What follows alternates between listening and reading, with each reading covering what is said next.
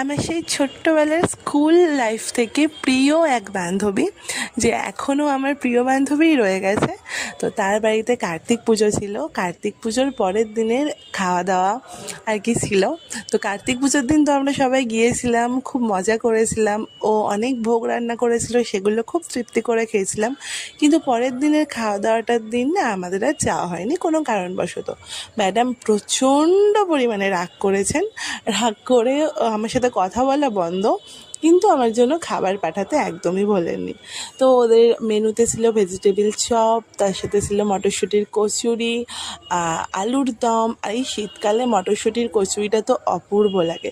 আর ছিল fried rice, আর হচ্ছে মাংস কষা, চাটনি, পাঁপড়, মিষ্টি ছিল। আর এখানে যে ডিম সিদ্ধ দুটো আমি হচ্ছে নিজের জন্য করেছিলাম। ও খাবার পাঠানোর আগে তা আমি খাবারের সাথে নিয়ে নিয়েছি। প্রত্যেকটা খাবার অপূর্ব ছিল। ওরা ক্যাটারিং সার্ভিস থেকে অর্ডার করেছিল।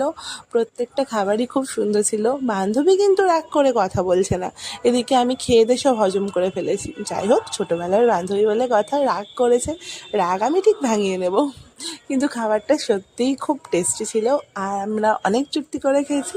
এই ভিডিওটা এতটাই ভালো লাগলে অবশ্যই একটা লাইক করে দিও, আর দেখা হবে ফের পরের কোনো ভিডিওতে। Tata, bye bye.